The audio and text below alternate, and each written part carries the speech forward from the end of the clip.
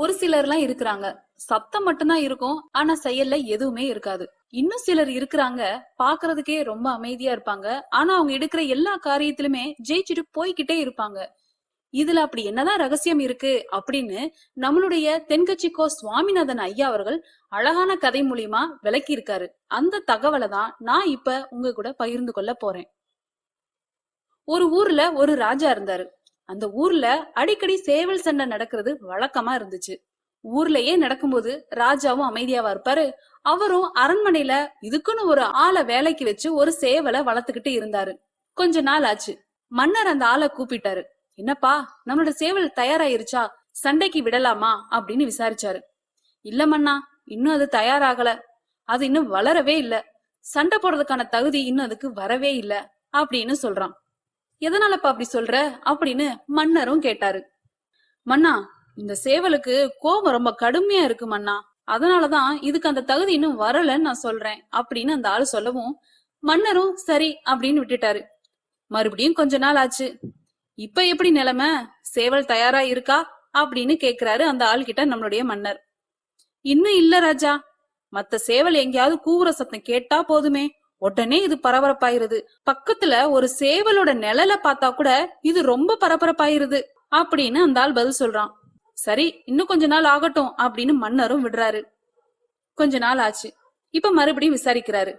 மன்னா, இன்னும் நம்ம சேவலுக்கு அந்த தகுதி வரல, போராட்ட உணர்வு அதுக்கு உள்ள மெதுவா தான் எரிய ஆரம்பிச்சிருக்கு, அப்படி இருக்க கூடாது, அது பத்தி எரிய வேணாமா அப்படின்னு கேக்குறான். சரின்னு ராஜாவும் விடுறாரு. இன்னும் கொஞ்ச நாள் ஆச்சு. இப்போ எப்படி அப்படின்னு மன்னர் கேட்கவும் இப்போ அந்த ஆள் சொல்றாரு. மன்னா, கிட்டத்தட்ட நம்மளோட சேவல் போருக்கு தயாராயிருச்சுன்னு நினைக்கிறேன். மன்னருக்கு ஆச்சரியம். இத்தனை நாள்ல இப்பதான் தயாராயிருக்கா? ஆமா, அது எப்படி சொல்ற அப்படின்னு மன்னரும் கேக்குறாரு ஆர்வமா. மன்னா, மத்த சேவலோட குரலை கேட்டா நம்மளுடைய சேவல் அசைறதே இல்ல, ஒரு பொம்மை மாதிரி ஆயிருது. அதுக்கு உள்ள ஒரு நுட்பமான விழிப்புணர்வு வந்துருச்சு, அதனாலதான் அது அமைதியா இருக்குது, மௌனமா இருக்குது. இனிமே அதுக்கு இணையான சேவலே கிடையாது இந்த உலகத்துல. வெற்றி பெறதுக்கு அது போராட வேண்டிய அவசியமே இல்ல. அத பார்த்த உடனே எதிரி சேவல் எல்லாம் பயந்துகிட்டு ஓடி போயிரும்னா பாத்துக்கோங்களேன் அப்படின்னு சொல்றாரு. அந்த சேவலை வளர்த்தவரு வேற யாரும் இல்ல, சிசிங் சு. இது சுசுகி அவர் சொன்ன கதை தான்.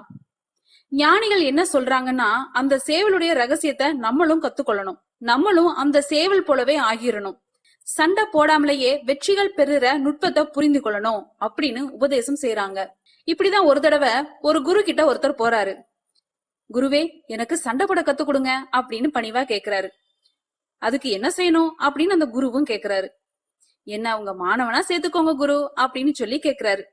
சரி சரி, இப்ப உன்னோட பலம் என்னன்னு சொல்லு அப்படின்னு அந்த குருவும் கேக்குறாரு. இப்ப நான் தனியாலா இருந்து ஒரு 100 பேரை சமாளிப்பேன் ஐயா அப்படின்னு சொல்றாரு. சரி, அப்படின்னா என்னுடைய மாணவனா உன்னை சேர்த்துக்கிறேன் அப்படின்னு சேர்த்துக்கிட்டாரு. ஒரு 6 மாசம் பயிற்சி போச்சு. அதுக்கப்புறம் தன்னுடைய மாணவனை கூப்பிட்டு கேட்டாரு, இப்ப உன்னுடைய திறமை எவ்வளவு அப்படின்னு. அதற்கு அந்த மாணவர் சொன்னாரு, குருவே, இப்ப நான் தனியாலா இருந்து ஒரு 50 பேரை சமாளிப்பேன் அப்படின்னு சொல்றான். சரி, உனக்கு இன்னும் பயிற்சி தேவை அப்படின்னு சொல்றாரு. தொடர்ந்து சில நுட்பங்களை எல்லாம் சொல்லி கொடுக்கிறாரு. இப்படியே ஒரு வருஷம் ஆச்சு. எல்லாத்தையும் கத்துக்கிட்டாரு அந்த மாணவர். கொஞ்ச நாள் கழிச்சு குரு தன்னுடைய சீடனை கூப்பிட்டு கேக்குறாரு, இப்போ உன்னுடைய திறமை எப்படி இருக்கு, எதிரிகள் எத்தனை பேரை உன்னால சமாளிக்க முடியும் அப்படின்னு கேக்குறாரு. அதற்கு அந்த சீடன் சொல்றான், ஐயா, எதிரிகளின் பலம் என்னங்கறத புரிஞ்சுக்காம அதை நான் எப்படி சொல்ல முடியும் அப்படின்னு பதில் சொல்றான். இது கேட்டதுமே குரு சொல்றாரு, இனிமே உனக்கு பயிற்சி தேவையே இல்ல, நீ போய் வரலாம் அப்படின்னு வழி அனுப்பி வச்சிடறாரு. ஒரு உண்மைய நம்ம புரிஞ்சுக்கணும், அடிக்கிறதுக்கு நமக்கு துணிச்சல் தேவையில்லை, அடிக்காம இருக்கிறதுக்கு தான் நமக்கு துணிச்சல் தேவை. அடிச்சா திருப்பி அடிக்கிறவன் மன உறுதி உள்ளவன் சொல்ல முடியாது, அடிச்சா திருப்பி அடிக்காம இருக்கிறவன் தான் மன உறுதி உள்ளவன். இப்படிதான் ஒருத்தன் தலைதெறிக்க வேகமா ஓடிக்கிட்டு இருந்தான். எங்கடா ஓடுற அப்படின்னு எதிரே இருக்கிறவன் கேட்டான்.